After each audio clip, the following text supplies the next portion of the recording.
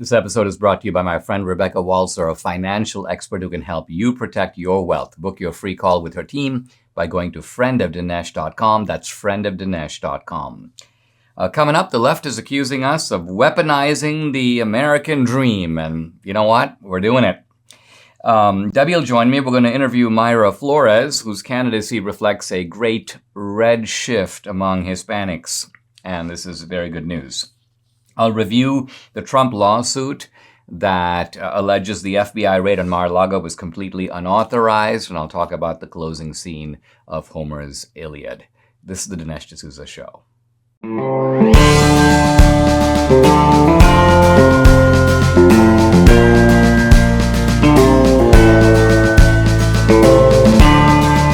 America needs this voice.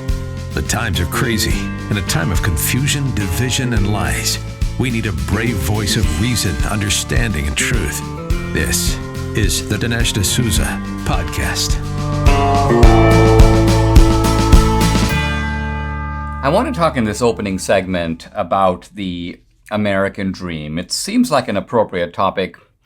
A little later on the podcast, Debbie and I are going to have a conversation with Mayra Flores, who is the first, Mexico-born U.S. Congresswoman and a Republican. So this is all great stuff. And she's in a tight race. She's going to be running in a fairly heavy Biden plus district in South Texas.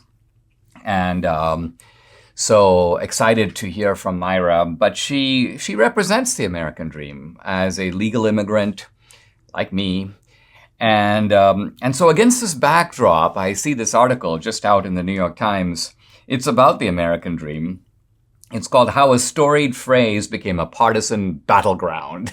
The subtitle is that a touchstone of political and social discourse, the nearly 100-year-old phrase, the American dream, is being repurposed. Critics say distorted, particularly by Republicans of color. Now, this is significant. What's the Times saying? They're saying that the American dream as a phrase and as an idea is being politically weaponized. And I want to say, yes, it is. And that's a very good thing. Why? Because now there's only one of the two political parties that even aspires to the American dream, that defends the American dream and the ideas behind that dream. And it's particularly poignant and appropriate that not just Republicans, but Republicans of color, as the Times calls us, become champions of this dream. Why? Because we have seen this dream not just in theory. In other words, there's a kind of a knowledge of the American dream, but we have experienced the American dream play out in our life. And moreover, having been raised in other cultures, this is true of Debbie in her younger years, and me, until the age of 17, and Mayra. I think Mayra came to America, I read, at the age of 6. So all of us have at least a childhood memory of growing up in a different culture and what the rest of the world is like. And so for us, the uniqueness of the American dream stands out. Now, this article is very upset. It tries to make 2 points about the American dream. The first one is that the original American dream was optimistic. And today's the use of the American dream politically today, the writer, who's Jasmine Ulloa, says is very pessimistic and dark. Republicans are using the concept of a kind of disappearing or vanishing American dream. And I think this is true, but actually accurate, a reflection of our situation. So if you look at America in 1910 or 1920, even really in the aftermath of the Depression, because the Depression was a monumentally destructive event, but by and large, the promise of America was very strong. And there was a recognition that America would come out of this Depression and come out strong. So, yeah, there was an optimistic time in America, the early part of the 20th century, all the way through the 50s and 60s. But today, large swaths of our population are not experiencing that experience of opportunity and upward mobility. And this is really what immigrants aspire to. This is what they come here for. And so think of somebody like Mayra or like Debbie looking at the way in which their own countries have been rife with corruption, or they've gone downhill, or they have never figured out how to create mass prosperity, or even if you do have a measure of prosperity, you don't have your rights, you don't have freedom. Let's remember, we talk about the American dream. This is not merely a dream of economic advancement. You could be raised in China. You could have economic advancement. Your grandparents used to go down to the beach to wash their clothes. You now have washing machines and nice cars. Maybe you're even a millionaire. But on the other hand, you have no rights of free speech, no rights of political participation. So in other words, you remain in many respects a slave of the government. Now, the point is that the American dream is under attack in the United States on both fronts. It's under attack in the realm of economic opportunity. There's literally an unwinding of the American economy being done under Biden, one destructive policy after another. Hispanics in particular have basically seen their upward mobility ground to a halt. Their money, the value of their money dissolved by inflation, higher prices that have canceled out any gains that they've recently made. So they have seen the standstill. And to the degree that you see the American dream as an effort to move up in life, you see that the Democrats are pulling us down. But then second, and even worse, much more dangerous, the wholesale assault on our basic rights. We live today in a country that does not have our proper and full free speech rights.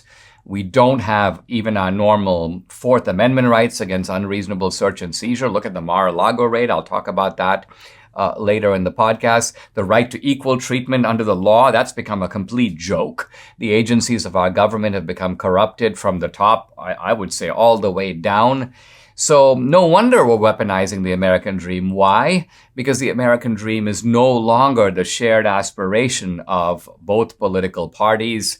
Now it's the Republicans who are the defenders of that dream, and the Democrats are the ones who are pulling it down. Hello, I'm Mike Lindell, and due to your incredible support, the original My Slippers are almost completely sold out. As a special thank you, I am launching my brand new all-season slippers, slides, and sandals for as low as $29.98. This is a limited time offer, so go to mypillow.com or call the number on your screen. Use your promo code and you'll get all my new footwear for as low as $29.98. My all-season slippers are made with my exclusive 4-layer design that you won't find in any other slipper. They're finished with a breathable fabric so you can wear them all year round. And my new slides and sandals are made with patented impact gel, making them ultra comfortable and extremely durable. I guarantee they'll be the most comfortable footwear you'll ever own. So go to mypillow.com or call the number on your screen now to get your very own all-season slippers, slides, and sandals for as low as $29.98 with your promo code. This is an introductory offer and it won't last long, so order now. Guys, Debbie and I are very excited today. We're here together and we are with Mayra Flores. She is the U.S. Congresswoman from District Texas 34. She flipped a blue seat red after 100 years. And her candidacy, in our view, in Debbie's view and mine, represents a much larger, well, we call it a red shift, a shift away from the Democratic Party, which has really let down Latinos and Latinas. And she's now in a tight race in a heavily kind of pro-Biden or Biden plus district, as they call it, against a guy named Vicente Gonzalez. Mayra, we're thrilled to have you. Thanks for joining us. We are 100% behind you, Debbie and I, and we wish you the best for the campaign. Honey, why don't you start by talking a little bit about the campaign? So Mayra, your mantra is God, family, and country, which is absolutely it should be the mantra of every American, right? But as we know, Amen. The Democrats are fighting you on this and they are demonizing you for it.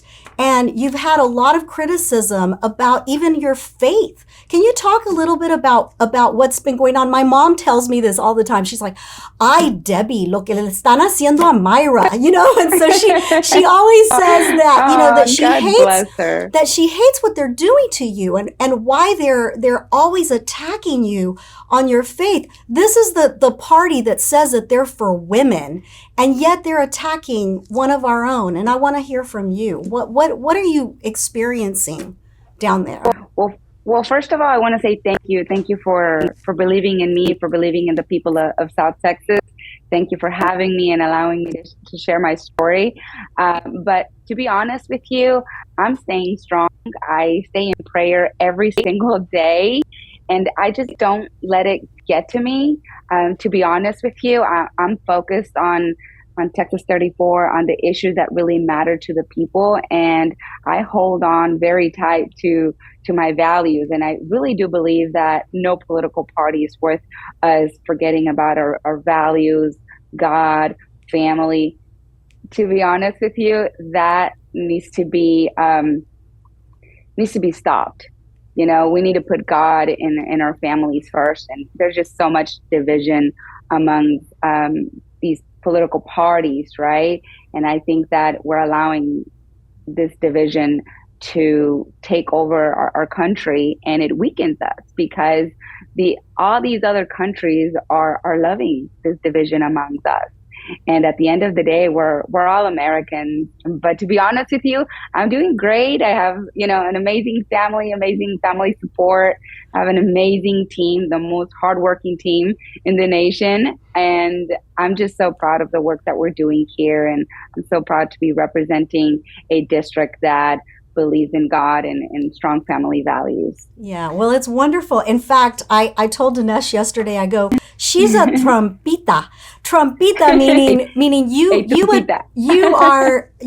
don't let people get to you. And on Twitter, we see your tweets and we love them. Dinesh, you saw a tweet yesterday that you absolutely loved. And well, what you notice is you're feisty and you're willing to speak your mind and you don't back down. And no. I want to ask you a little bit about I spoke a little earlier in this podcast about the American dream. And there was an article in the New York Times actually talking about how Republicans of color are weaponizing the American dream against the Democrats. So talk a little bit about, as someone, born in Mexico, you come to America as a young age when you're 6 or 7 years old. What does the American dream mean to you? And what does it mean to your campaign? Well, el sueño americano, right? The American dream. And the American dream doesn't belong to the Democrat Party, and it doesn't belong to the Republican Party either. It belongs to the American people. And I will always share my story because I want to inspire other people just like me. I want to inspire the American people. I want to inspire our children. The American dream is alive, but it is at risk. And that's the reason why I decided to run, because if someone like myself that was born in Burgos, Tamaulipas, Mexico, blessed to come to this amazing country, worked in the cotton fields and the onion fields, and became a respiratory care practitioner, and now is a member of Congress, why would I not share that story? And so many of us live the American dream every single day, because let me tell you, I didn't accomplish the American dream when I got elected into Congress. I was already living the American dream, and so many of us are living the American dream, but we don't know it. We take so much for granted. So I've been telling a lot of people around me, you're living the American dream, you're living the American dream. And it's so important that we share these inspiring stories, because there's just so much negativity happening around us that it's important that we do talk about how amazing this country, because only in America can someone like myself that was born in Mexico can run for Congress. I still remember looking into Google if I could run for Congress, because I was born in Mexico, because somebody told me that I couldn't run. Like, well, you were born in Mexico, I don't think you could run. And I was like, well, I'm gonna look it up. And I looked it up and I said, I can run. Isn't that amazing? And you can't do that in Mexico. So I thought that you couldn't run for Congress here in the United States, but I looked it up and I said, yeah, I I can't run for president, but I can run for Congress. And then I looked it up that no one had ever been elected, no woman had ever been elected that was born in Mexico into Congress. And oh my goodness, this is going to be our time. And we did it. We did it through hard work and dedication. It's just who we are. But I will never stop talking about the American dream, el sueño americano, and I'm not going to let the New York Times or the Democrat Party take that away from me or anyone else. Awesome. Let's take a short pause. When we come back, more with Mayra Flores. It's very colorful at the grocery store in the produce section. You've noticed all those vibrant colors of fruits and veggies. The greens, the reds, the yellows. Now, our friend Dr. Howard at Balance of Nature explains that all those colors you see represent nutritional variety. Now, I don't eat anywhere near the 10 daily servings of fruits and veggies I need, so Balance of Nature is the way I give my body what it needs to stay healthy. This is why Debbie and I take these 6 little fruits and veggie capsules each day. Each daily dose is made up of a blend of 31 different fruits and veggies. 31, so variety equals vitality. Give your body everything it needs with Balance of Nature. Invest in your health. Join me and experience the Balance of Nature difference for years to come. For a limited time, all new preferred customers get an additional 35% discount and free shipping on your first Balance of Nature order. Use discount code AMERICA. Call 800-246-8751. That's 800-246-8751. Or go to balanceofnature.com and use discount code AMERICA. Debbie and I are back with Mayra Flores. So we're talking about Hispanics. We're talking about South Texas. We're talking about her race for Congress against Vicente Gonzalez. Mayra, you're in a district that has been pretty heavily pro-Biden. It was redistricted, I think, to make it a safe seat for the Democrats. You're making it happily unsafe for them. That's probably why they're so scared of you. But obviously, it requires a special kind of campaign, right? In other words, you're not running in a safe Republican district. You're running in a district that tilts the other way. Talk about your campaign strategy to beat Gonzalez in a kind of Biden plus district. Well, redistricting did me no favors, and that's a fact. But this district is very conservative. You know, South Texas is not like Austin, California, or New York. Our values are very conservative. We're all about faith, family, and hard work. That is who we are, and the lines don't change that. And I really do believe that, you know, Vicente Gonzalez thought that jumping into District 34, it was going to be a much easier race for him. He's been a member of Congress for 3 terms in Texas 15 and completely abandoned his district because it was no longer a safety for him. So he wanted the easy win, but he never thought he was going to have to run against an incumbent, and Mayra Flores, that was born in Mexico and was going to make history. And now this district is a toss-up. But it's a toss-up because of all the amazing work that we have been doing for months. We take no one for granted. We're block walking, phone banking every single day. And we stay focused on the issues that matter to Texas 34. And the issues that matter are the economy, border security, and strong family values. Those are the top 3 issues in Texas 34. And that's what I've been running since day one. It's who I am. And this district resonates with me, and I resonate with them as well. So we were meant to be. Mayra, you're married to a Border Patrol guy. The left tries to portray border security as somehow something that is anti-immigrant or anti-Hispanic. I'm sure this is something that you get, if not from people on the street, at least from the media. How do you address the issue of why border security is important for a country and is in no way inconsistent with America being an open society that is welcoming to people from other countries?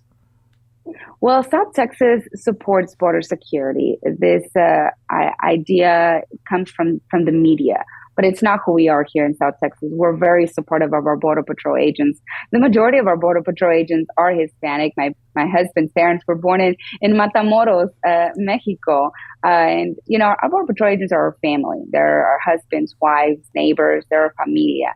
So every attack against them is really an attack against all us here in South Texas. And that's why we take it very personal. But border security is humane. I don't understand how anyone would encourage illegal immigration knowing what they're going to have to go through. Women are getting abused and raped through the journey. Children are getting raped through the journey. So tell me, how is that helping immigrants? You know, you have rape trees all around the Rio Grande River. Do you know what that is? They rape these little girls and hang their undergarments in the tree. And you could see that right across.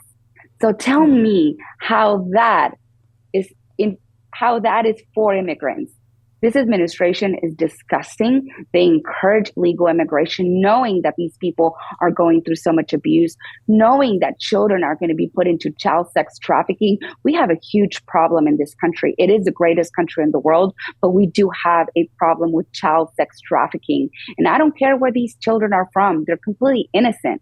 And we want to protect them. We should secure the borders and focus on legal immigration, where these people don't have to go through such dangerous journey and literally go through hell to come here to the United States. If we care about immigrants, we would focus on legal immigration and allow our Border Patrol agents to focus on terrorists, cartel members, drug dealers, you name it. There is very, very bad people also crossing into our borders, but our Border Patrol agents are not able to do their job because they're focused on the women and children and giving them care.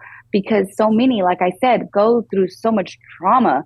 I was just there a week ago and saw 11-year-olds, 13-year-olds pregnant that got abused through the journey. It takes months for them to cross into the United States. And through that journey, they got pregnant.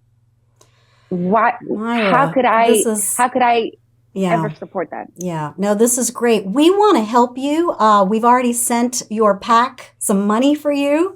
We want other people to help you because we know that George Soros is busy pouring money into the valley trying to get that seat.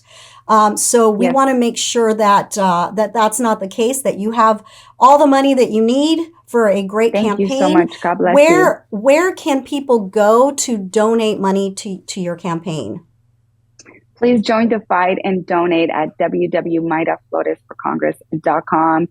Every dollar counts. And again, thank you so much. God bless you. So guys, this website is MAYRAFLORES. So Mayrafloresforcongress.com.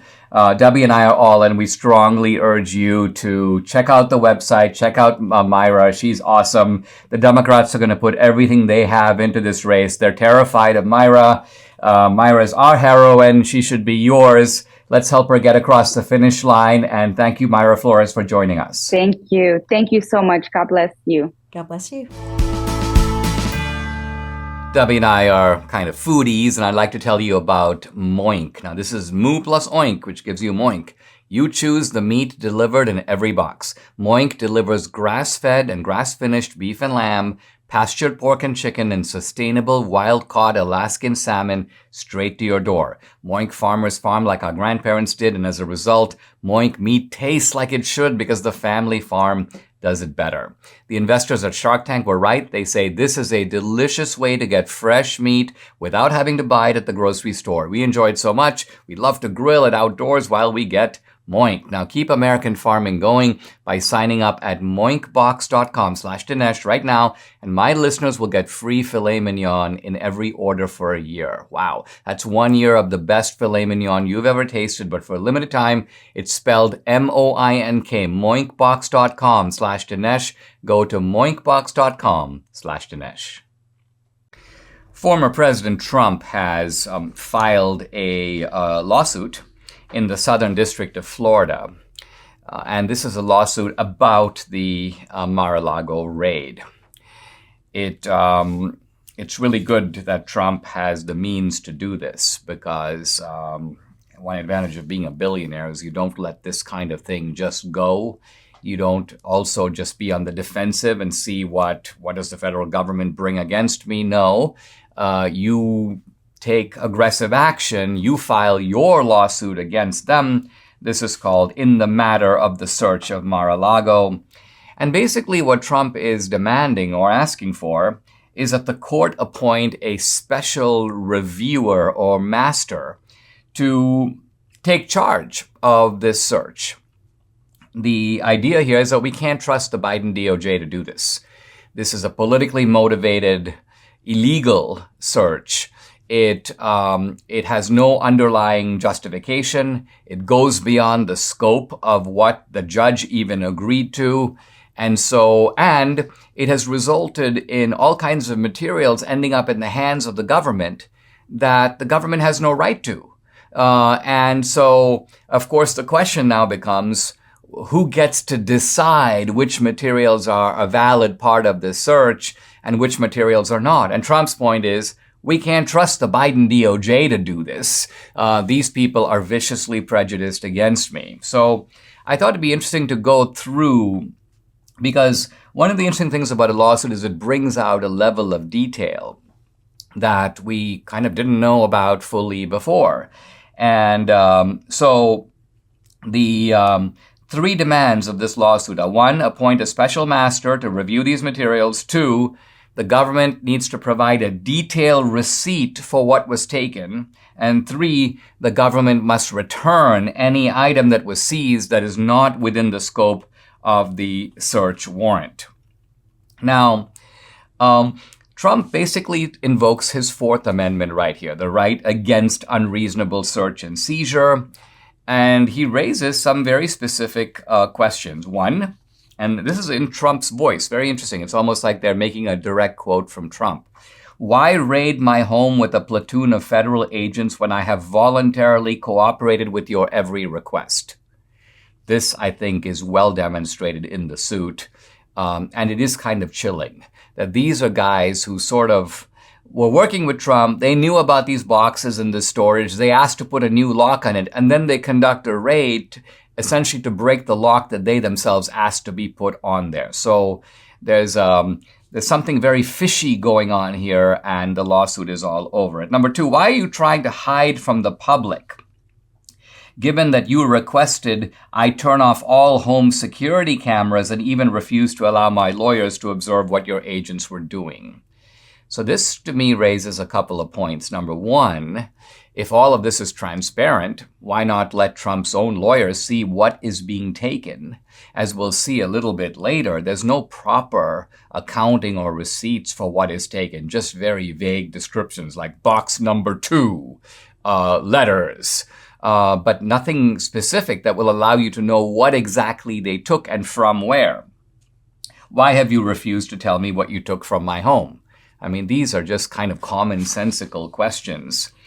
Trump goes on to make a point that although there's been a lot of talk about classified information that was perhaps inadvertently in these boxes, there is something on the other side of it, and that is privileged information that reflects contacts between Trump and other staffers, internal discussions in the White House. Now, the Biden DOJ has no right to any of this. Privileged communications are privileged between the president and the person that President Trump was talking to. And so Trump's point is, you can't go on a kind of fishing expedition, take a bunch of stuff, you sort through it, you kind of check it out, you basically go, oh, this is interesting, oh, well, what can we do with this? Maybe we can open a... So in other words, this idea that you can raid the home of a former president and unprecedented action, it requires a very strong justification. Now, I want to describe the voluntary cooperation between Trump and these guys, because I think this actually gets to the fundamental kind of fraudulence of what the Biden DOJ is up to. On May 11, 2022, movement, now the movement here is Trump, voluntarily accepted service of a grand jury subpoena addressed to the custodian of records for the office of Donald J. Trump, seeking documents bearing classification markings. So Trump says, yeah, that's an excellent idea. If you think that there are any classified materials here in Mar-a-Lago that need to be retrieved, let's do it. So what happens is, it says the next day, on June 3rd, on June 2nd, President Trump invites the FBI to come over and look at these documents. So they do. June 3rd, 2022, Jay Bratt, Chief of Counterintelligence and Export Control Section in the DOJ's National Security Division, comes to Mar-a-Lago accompanied by 3 FBI agents. They're the documents are provided to them. They ask to inspect the storage room. The counsel for President Trump tells them that President Trump had authorized him to take the group to the room. They proceed to the storage room. There are these boxes in there. Now, there's some other stuff in the storage. There's clothing, some personal items of Trump. These guys inspect the room, and then they leave the area. Upon leaving, they ask the Trump people to make sure that this storage room is secure. Trump agrees.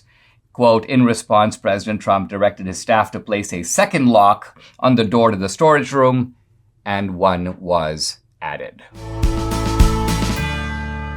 Are you watching your retirement slip through your hands every day? Are you worried about a black swan market event that could be coming? This is an event that comes out of nowhere and basically decimates your accumulated savings. That's not all. Interest rates are going up, inflation skyrocketing. So how can we protect our money? How can you get ahead of what's happening with the economy? This is not a time to wing it or go with a hunch. You need a qualified expert on your side. Well, I'm not that expert, but my friend Rebecca Walzer is. She's a tax attorney and wealth strategist with her MBA from the London School of Economics. Rebecca and her team will help to prepare you and your money for the turbulent times ahead. We all work hard for our money. We can use some really good guidance to help us build on what we have. Go to friendofdinesh.com and book your complimentary introductory call today to see if you qualify. That's friendofdinesh.com. Let Rebecca Walzer's team of experts protect your wealth during these unprecedented times. I'm continuing my discussion of former President Trump's lawsuit objecting to the raid at Mar-a-Lago. And the point being made here is that Trump was cooperating with these guys. There's nothing that they asked for that was refused to them. And nevertheless, the government takes the unprecedented step of requesting the search warrant and then carrying it out. And then Trump, in the lawsuit, gets to the execution of this warrant. He goes that there's no right on the part of the government to do, quote, an exploratory rummaging in a person's belongings. And he cites a Supreme Court case earlier that says that you're violating someone's Fourth Amendment rights if you don't limit the search to what you're searching for. In other words, the warrant states you're supposed to be looking for X, Y, or Z. You can look for X, Y, or Z, but you can't go from A to Z and just start carting away boxes that look interesting to you in the belief that we'll go through all that stuff and see what we're looking for, but we'll also see if there's anything else we can find. This is actually not permitted. Now, there have been varying reports in the press, mostly coming out of leaks from the deep state, about what this is all about. Is it about A, January 6th, B, classified information, C, the Presidential Records Act? And so there's a discussion of each one of these things in the lawsuit. The Presidential Records Act, for example, is essentially one of keeping records complete and keeping records secure. But I'm now quoting from the lawsuit, quote, there is no criminal enforcement mechanism or penalty in the PRA. The PRA is the Presidential Records Act. So what Trump is basically saying is if the records are incomplete and I have some records that you need, A, I was willing to give them to you. B, you asked me to lock them up and I did. And C, there's no question of me committing any kind of a crime here. And so what is the point of this, quote, search, if not as an attempt to investigate a criminal case? If it's a civil matter, this kind of a forced search is actually very rarely, if ever permitted. Now, Trump goes on to say that he's quoting the government, that the release of the affidavit, notice that they have not released the affidavit at kind of latest count. The judge, Reinhardt, has said, I'm going to release partially the affidavit. It's going to be redacted. And this is because the Biden administration said, quote, that releasing the affidavit would, quote, jeopardize the investigation, quote, and other high-profile investigations. So Trump jumps on this and he goes, oh, wait. Are you telling me that they are on a fishing expedition to look for other information related to January 6th or other information that they can now use in some other way against me because they seem to have fessed up that they were looking for stuff not just about this one investigation, but also other investigations. And I think as you read the lawsuit, which, by the way, has a fairly good recitation about the fact that, listen, normally courts extend a certain amount of deference to the FBI, but Trump goes, let's look at this FBI. Aren't these the people who were full participants in the Russia collusion hoax? He goes, quote, an assistant director at the FBI was referred to prosecution for lying repeatedly about the Trump probe. He talks about text exchanges between Peter Strzok and Lisa Page, reflecting their complete disdain and hatred and bias for Trump and Trump supporters. So Trump's point is that under these circumstances, we're dealing with people who can very fairly be described as very hostile, very biased against me. In fact, working actively for my political opposition. Trump goes on to make the point that he is, and this I think is just a simple fact, the leading contender, not just the former president, but the leading contender for the Republican nomination the next time around. And so all of this is a mobilization of the power of the federal government against a political opponent. Trump goes on to say, what are the safeguards that the Biden DOJ will go through all my stuff and protect stuff that is mine, that is not really legitimately part of this search, that needs to be returned to me, and that should not be used against me in some other way? So the lawsuit, I think, spells out the case quite well, and it concludes by saying, look, we need to have a neutral or independent referee here. That's the issue of the special master. Number two, I need to know exactly what was taken. If you look at the receipt that is, by the way, attached, I'm just going to read you a couple of things. This is the official receipt from the Department of Justice. It has things like binder of photos, nothing further. Box labeled A1, box labeled A12, box labeled A17, miscellaneous documents, box labeled A71. So Trump is like, what did you take? I need to have a list of it. And by the way, the stuff that is not specifically asked for in the warrant, I need to get that stuff back.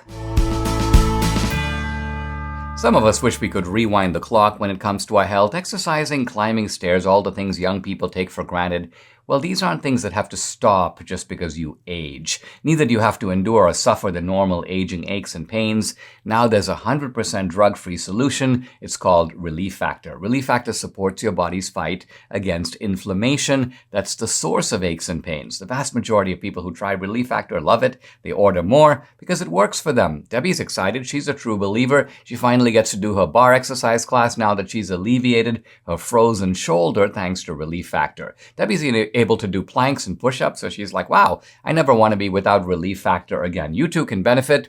Try it for yourself. Order the 3-week quick start for the discounted price of just $19.95. Go to relieffactor.com or call 833-690-7246 to find out more about this offer. That number again, 833-690-7246, or go to relieffactor.com. Feel the difference. We're now in the closing scene of the Iliad, Book 24. King Priam and Achilles are across from each other, and they're sort of grieving together. They're grieving a little bit for different things. Achilles for Patroclus, in some way also for his aged father, who's alive but away from him. Priam for his dead son, Hector. And remarkably, Achilles is consoling Priam.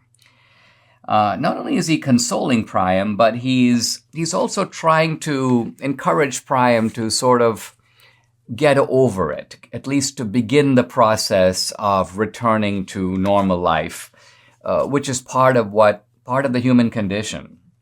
And we see Achilles saying to Priam, think about supper, think about a meal. Now think about this. Achilles' own mother, Thetis, has tried to get him to eat. No success. Agamemnon tried to get Achilles to eat and drink before battle. Achilles refused. So Achilles himself had not been doing the normal things of life. He had, in a way, removed himself from the human condition. But here he is urging Priam. He's giving Priam advice, which is exactly the advice that was given to him that he didn't take. So this is Achilles' belated recognition of what the human condition involves. Now, when Achilles is saying to Priam, all right, I'm going to return your son to you, Priam gets impatient, and Priam says, deliver him now. And this kind of angers Achilles. Achilles says, don't provoke me, old man. It is my own decision to release Hector to you. And basically he says, let me do it my way, because if you make my anger flare up, he goes, I might not let you out of here alive, old man, suppliant though you are, and sin against Zeus. So what you see here is that even though there is this bond of mutual sympathy between Achilles and Priam, two warriors on opposite sides who can have an identification with each other, there is rage below the surface. Achilles hasn't gotten over his desire for full revenge. Priam hasn't gotten over his fury at Achilles for having killed Hector.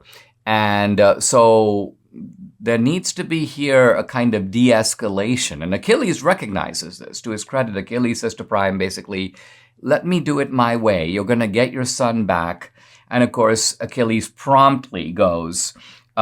He instructs that Hector's body be washed one more time, placed on a pallet or on a kind of flat surface, loaded up on a cart, and then returned to Priam. Now, Achilles, as I said, invites Priam to a meal. And so you have this remarkable scene where they sit down together. Achilles says, even Niobe remembered to eat, although her 12 children were dead in her house, 6 daughters and 6 sturdy sons. Apollo killed them with his silver bow. Basically, Niobe was a woman who committed a sort of a heresy, and by this I mean she insulted the gods. And as a punishment, the gods killed her children. And Achilles is using this example to say, even though Niobe was racked with grief, she recognized that, you know what, I have offended the gods. They have punished me. I need to still eat and sleep and live. And so Achilles is basically saying, let's take a lesson from Niobe. And Priam agrees. So he sits down to a meal, and Homer he's described these meals many times in the Iliad. Achilles took a silver sheep, he slayed it, his companions flayed it, and prepared it for a meal, sliced it, spitted it, meaning put it on the spits, roasted the morsels, and drew them off the spits, and Achilles himself serves Priam. So Priam eats. And then Achilles basically says to Priam, I will show you to your bed for the night. So Achilles is willing to put up Priam inside his own tent. And Achilles, of course, realizes that Priam can't be seen by any of the other Greek warriors. They'll recognize him as an enemy. So Achilles has to sort of protect Priam. And they have a brief conversation in which Achilles says to Priam, so you want to have a funeral for Hector. How long will that take? And Hector basically says it's going to take 11 days. On the 12th day, Priam says, if on the 12th day we can fight, quote, if fight we must. So Priam says, we're still enemies. And Achilles agrees. And but what they're doing is they're agreeing to do a temporary pause, an armistice, a kind of a truce, while Hector can be buried. And Priam talks about the fact that this burial is a pretty elaborate process. There's mourning for 9 days. He's buried on the 10th day. There's a feast on the 11th day. And so Priam's like, on the 12th day, we're basically ready to go back into battle. Imagine the lifelong impact of a journey to the Holy Land. Surrounded by like-minded travelers, picture yourself stepping foot in iconic locations right out of Scripture. Join Dr. Sebastian Gorka and Dinesh D'Souza on this life-enriching Israel tour, November 30th through December 9th, 2022. For more information, call 855-565-5519 or visit standwithisraeltour.com. At the invitation of Achilles, King Priam is about to kind of climb into a bed and stay overnight in the Greek camp. But the moment that he gets into the bed, the god Hermes, kind of in disguise, appears to Priam. And Hermes basically whispers to Priam, "Don't stay here. It's really not safe. They have given you your son back. His body is loaded on a cart. You need to go. Go now." And so Priam hurriedly gets out of the bed, and he harnesses the horse and mules. Hermes actually helps him to do this. And then Priam begins his journey back to Troy. Hermes returns. It says, Hermes left for the long peaks of Olympus. Hermes returns to the community of the gods. And then we get some really heartbreaking laments when Hector is brought back to Troy.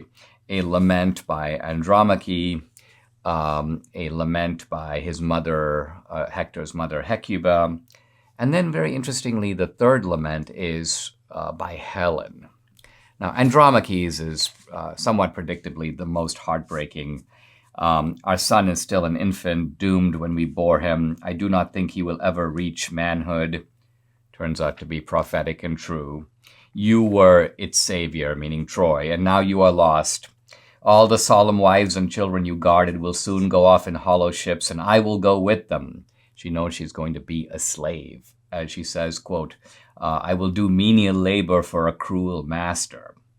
And then she goes, as you lay dying in bed, nor did you whisper a final word I could remember as I weep all the days and nights of my life. Just heartbreaking, horrific. This is Andromache. And then Hecuba, but then finally, interestingly, Helen. And Helen says, "O Hector, you were the dearest to me by far of all my husband's brothers." So her husband now is Paris. So she thinks of Paris as her husband.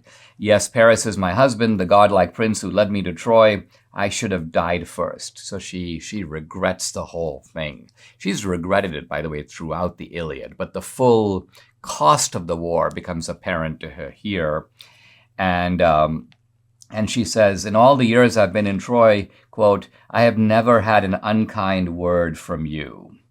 And if anyone in the house ever taunted me, you would draw them aside and calm them with your gentle heart and gentle words. And she goes, now I have no one left in Troy to pity me. Quote, everyone shudders at me. So Helen, I mean, no surprise, the Trojans blame her for their sufferings. She is, in fact, the direct cause of them. But interestingly, she says to Hector, you never did. You never even scolded me for my admitted participation in this adulterous relationship that has caused the Trojan War. And then after the lament of Helen, it is appropriate to draw the Iliad to an end. And Homer describes Hector in soft purple robes. He's in a golden casket, heaped on a mantle of stones. I'm reading the closing lines now. They built the tomb quickly with lookouts posted all around in case the Greeks should attack early. So we're reminded here the war is not over. The Iliad is going to be over very shortly in a few lines, but the Trojans have to be on alert. True, there's supposedly an armistice declared, conceded by Achilles, but whether even Achilles is in a position to enforce it, who knows? When the tomb was built, they all returned to the city and assembled for a glorious feast in the house of Priam. So kind of remarkable the way that the order of events for the funeral, and this is not just for Hector, this is for funerals of any important figure like this, is that they begin with the lamentations, then they do the cremation and the tomb, the burial, and finally a feast. It's almost as if you put it behind you and you celebrate life even as you have just finished mourning the loss of a cherished and important life. And then the last line of the Iliad, that was the funeral of Hector, breaker of horses. And with this, the Iliad comes to an end. Now, interestingly, notice the Iliad is ending in medias res, the way it began, in the middle of the action. Homer picks it up with the quarrel between Agamemnon and Achilles, and he ends it with the death of Hector. Is the war over? No. Have the Greeks built the Trojan horse? No. Has Troy been sacked? No. But notice the kind of beautiful unity of the Iliad, even though it begins at sort of a place picking up where Homer chooses, and it ends in the middle of the action where Homer chooses. There's a kind of wonderful unity to the Iliad. And tomorrow I will pull back and talk a little bit just about the contemporary significance of the Iliad, why we read books like the Iliad, and that'll be a kind of natural preface to open up our discussion of the companion epic, which we'll be talking about in the next few weeks, and that is Homer's great work, The Odyssey. Subscribe to the Dinesh D'Souza podcast on Apple, Google, and Spotify, or watch on Rumble, YouTube, and SalemNow.com.